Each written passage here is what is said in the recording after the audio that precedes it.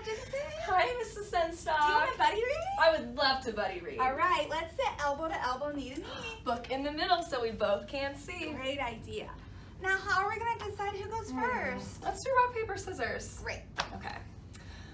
Rock, paper, scissors, shoot. All right, you read the first page. Okay, and then you can read the next page. Okay, great. Chapter 3, The Two Faces of Mrs. Brisbane. That week was busy, busy, busy, but I learned a lot. I learned all the capitals of the United States. I didn't say I remembered them all, but I learned them all. I learned about how water changes from solid to liquid to gas. I learned how to subtract fractions. I learned something else, something very weird. There are two Mrs. Brisbanes. And I thought one Mrs. Brisbane was one too many. The first Mrs. Brisbane is a good teacher, just like Aldo said. She's better than Miss Mack was at getting AJ to lower his voice. She's better at getting Heidi to raise her hand before she blurts something out loud. Of course, nobody could get Speak Up Saya to raise her hand or to blurt anything out loud. Saya is so quiet and gentle, she never gives an answer. If the teacher calls on her, she stares down at her desk without saying a word. But when it's Saya's turn to clean my cage and feed me, she holds me in her hand so gently. I feel like I'm floating on a cloud. Hello, Humphrey, she whispers. Your fur is so beautiful. I always feel calmer when Saya holds me. She's so nice. I wish Mrs. Brisbane would leave her alone. Ms. Mack hardly ever called on Saya, once she realized how shy she was. But Mrs. Brisbane calls on her all the time. She won't leave her alone. Saya, speak up, please. I know you know the answer, she'd say while Saya stared at the top of her desk as if she were watching a TV show. But I was shocked when Mrs. Brisbane got annoyed with Saya, sweet, shy Saya, and said, you will stay in during recess. Saya still stared down without moving a muscle, but a minute later I saw something wet drop from Saya's eye to the tabletop. I hated Mrs. Brisbane. Of course, I don't go out to recess. In fact, I'm glad, since it's a great time to catch up on my sleep. So I was there when Mrs. Brisbane talked to Saya, and I was all ready to squeak up on her behalf if necessary. Mrs. Brisbane brought a stack of papers to the table and sat down across from Saya. Saya, you think I'm being mean to you, don't you? Saya slowly shook her head no. I heartily nodded my head yes, but no one was looking at me. But I wouldn't call on you if I didn't know that you know the answers, the teacher explained. Look at your papers and tests. You get 100% on everything, spelling, science, geography, and arithmetic.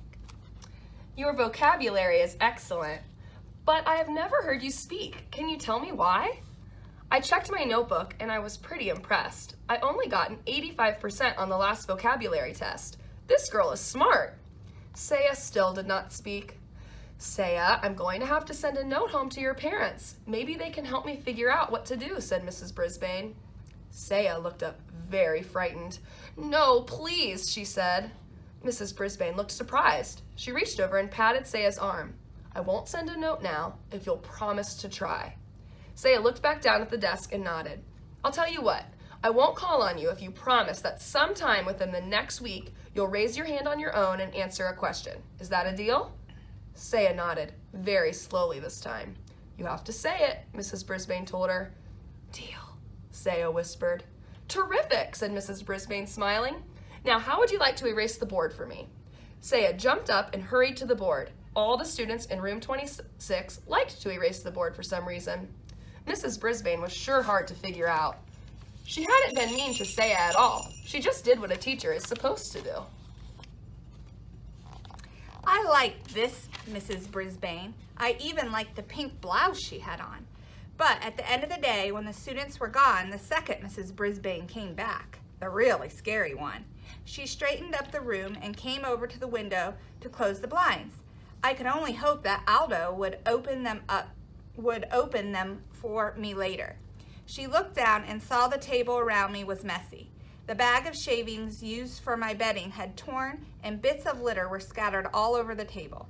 Garth had done the cleaning and left the lid off my treats box.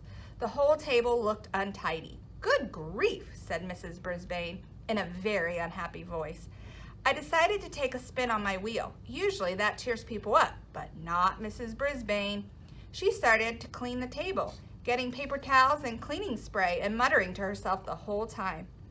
"Not my job," she grumbled. "These children are not responsible. All I need is somebody else to take care of them. Some rodent." Nobody says rodent quite the way Miss Brisbane does. Then she looked down at me with angry eyes and said, "You are a troublemaker, and somehow I'm going to get rid of you." Then she grabbed her purse and her papers and stormed out of room 26. For once, I didn't mind being left alone. I didn't even mind the tick, tick, tick of the clock. I was just glad that the second Mrs. Brisbane was gone. I was worried about what she'd said, but I kept my mind occupied by practicing my vocabulary words until the light was completely gone. If Saya got 100% correct, why couldn't I? Then I sat and waited. Suddenly, bright lights blinded my eyes as the door swung open and a familiar voice roared, "Never fear, Aldo's here!" Aldo rolled his cart over to my cage and put his face right down next to mine. "How's it going, Humphrey?" he asked. I tried squeaking out my story, but Aldo didn't quite catch what I was saying. "Whoa, pal! Something's got your tail in a tizzy. Well, this should cheer you up." Aldo reached into a brown paper bag, pulled something out, and dangled it in front of my cage. "Something to gnaw on, little buddy," he said, opening the door. "Joy, joy, joy, a tiny dog biscuit. One of Miss Mac's friends gave me one of these once. You can crunch on it forever." "Ha-ha, suddenly there's a smile on your face." Aldo beamed with pride. "Now I'll clean this room real fast so we can eat our dinner together." I never saw anybody move as fast as Aldo. He turned the music up full blast. Then he mopped and polished and swept and scrubbed while I nibbled and gnawed on my biscuit. When he was finished, Aldo pulled up a chair to my cage and took out his big sandwich. "You know, Humphrey, some folks might think I'm crazy talking to a hamster, but you're better company than a lot of people I know. Here, have a nice salad. It's good for you." He tore off a tiny piece of lettuce and pushed it through the wires of my cage. "Thank you," I squeaked. "You're welcome," said Aldo.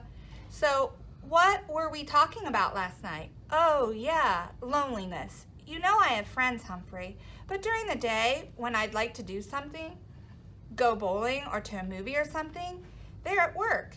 And when they want to do something, I'm at work. Of course, there's the weekend, but I usually see my family, you know? My brother and his family, my nieces and nephews, I got a big family." Suddenly, Aldo bopped the side of his head with the palm of his hand. "Whoa, Humphrey, I never told you. My nephew, he's in your class. Richie Rinaldi, he sits over there." He pointed to the far side of the room. "He always has the neatest desk in the class. He'd better, or he'll hear from his uncle. Do you know him?" "Of course," I squeaked. "Repeat that, please, Richie." One of the nicest boys in the class, but he mumbled a lot and usually had to repeat something 2 or 3 times to be understood. Aldo crunched his bag and tossed it into his trash can. "Well, I'm out of here. You know, they got a frog in room 16, but he's not good company like you are. He sings nice, though." "Sing! I'll sing for you, Aldo," I thought. Squeak, squeak, squeak. "Don't worry, I don't like him nearly as much as you, my friend," Aldo said. He opened the blinds to let the light in. Just as he was going out the door, Aldo said, "See you next week, Humphrey." Next week? A cold chill came over me. Tomorrow was Friday. When Miss Mac was in room 26, she took me home for the weekend. But if Mrs. Brisbane didn't take me home, I'd have 2 very long days and nights with no one, not even Aldo, to feed me or chat with me. Even worse, what if Mrs. Brisbane did take me to her house? What fate would await me there? I had plenty to keep me busy the rest of the night, worrying about Mrs. Brisbane and how she planned to do away with me. "Miss Mac, please come back." Tip 3. Hamsters enjoy a change in routine. Among their favorite activities are eating, grooming themselves, climbing, running, spinning, taking a nap, and being petted. All right, thanks for joining us. Happy reading.